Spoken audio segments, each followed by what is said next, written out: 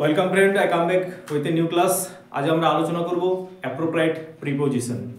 তো তোমরা তো প্রিপোজিশন সম্বন্ধে অনেকটা ধারণা অর্জন করেছো। আজকে আমরা অ্যাপ্রোপ্রাইট প্রিপোজিশন নিয়ে আলোচনা করবো আর কি। তাহলে অ্যাপ্রোপ্রাইট প্রিপোজিশনটা কি? তাহলে প্রথমে চলে আসি, দেখো appropriate preposition may be preposition. তো অ্যাপ্রোপ্রাইট প্রিপোজিশনটা হচ্ছে কিছু কিছু প্রিপোজিট শব্দের পরে, কিছু কিছু বিশেষ শব্দের পরে ওই বিশেষ প্রিপোজিশনটা ছাড়া অন্য কোনো বসে না। এই ধরনের প্রিপোজিশনগুলোকে অ্যাপ্রোপ্রাইট প্রিপোজিশন বলে। যেমন ধরো অ্যাবাইড, অ্যাবাইড একটা শব্দ, এই অ্যাবাইডের পরে কি বসবে? বাই বসবে।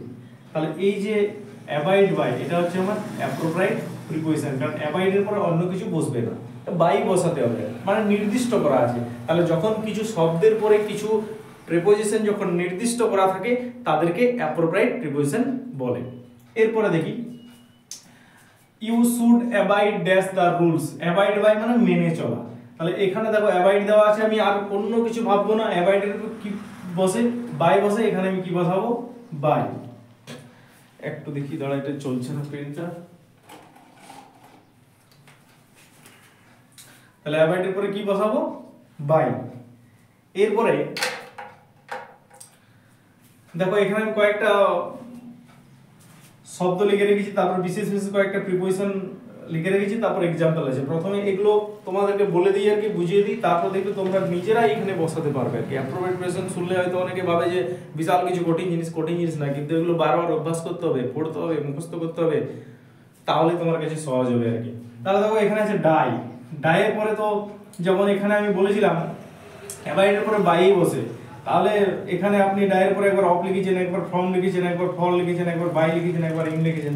এটা তোমাদের সুবিধার জন্য আমি লিখে রেখেছি, কারণ কখন কোনটা বসবে এটার পরে আর কি, তার একটা নির্দিষ্ট কারণ আছে, সেগুলো দেখে না।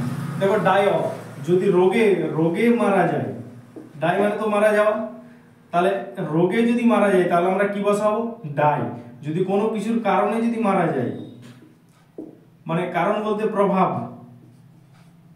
বা ফলে মারা যায়, তাহলে আমরা কি বসাবো? ফ্রম। যদি কোনো কিছুর জন্য বোঝায় তখন আমরা বসাবো ফর। যদি কোনো কিছুর দ্বারা মৃত্যুটা ঘটে আর কি, তখন আমরা বসাবো বাই। আর যদি শান্তিতে বোঝায়, শান্তিতে মৃত্যু বোঝায়, তখন আমরা কি বসাবো? ডাই। মনে থাকবে, রোগে মারা গেলে তখন আমরা ডাইয়ের পরে বসাবো, কারণে যদি থাকে বা কোনো কিছুর প্রভাবে এফেক্টে থাকে তখন আমরা ডাইয়ের পরে ফ্রম বসাবো। যদি কোনো কিছুর জন্য, মহৎ কাজের জন্য যদি বোঝায় তখন আমরা ফর বসাবো। আর যদি কোনো কিছু দ্বারা তার মৃত্যু ঘটে থাকে তখন আমরা বাই বসাবো।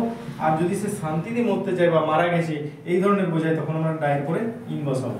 ঠিক আছে, তাহলে চলো fill in the blanks with appropriate preposition. কয়েকটা অপশন আমার দেওয়া আছে, এক্সাম্পলও দেওয়া আছে। দেখো হি ডাইড ড্যাশ কলেরা। তাহলে এটা চলেরা বলবে না, এটা কলেরা বলবে। তাহলে কলেরা একটা রোগ, কলেরা কি একটা রোগ, তাহলে রোগে মারা গেলে ডাইয়ের পর আমি কি বসাবো? অফ। তাহলে হি ডাইড অফ কলেরা, তিনি কলেরা রোগে আক্রান্ত হয়ে মারা গেছেন।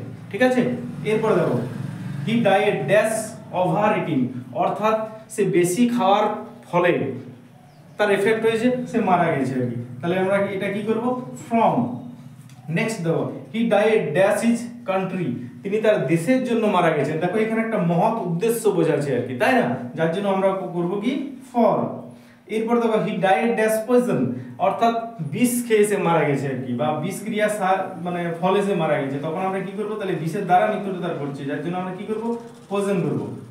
এরপর দেখো late me die dash piece, আমাকে শান্তিতে মরতে দাও। হয়তো দেখবে বাড়িতে কোনো ছেলেদের মধ্যে ঝগড়া হয়েছে, বুড়ো কর্তা বলছেন বাবা আমাকে শান্তিতে মরতে দে, তারপর তারা যা কিছু করবি আর কি, অর্থাৎ তার অশান্তিটা ভালো লাগছে না, তিনি শান্তিতে মরতে চাইছেন আর কি। ঠিক আছে, এই ধরনের যে কথাটা let me die in peace, তাহলে এখানে আমরা ইন বসাবো।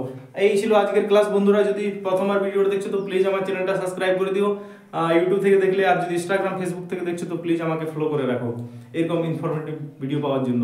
শেষ পর্যন্ত ভিডিওটা দেখার জন্য থ্যাংক ইউ সো মাচ। আবার একটা নতুন ক্লাসে দেখা হবে, ততক্ষণ সবাই ভালো থাকো, সুস্থ থাকো। ওকে, থ্যাংক ইউ।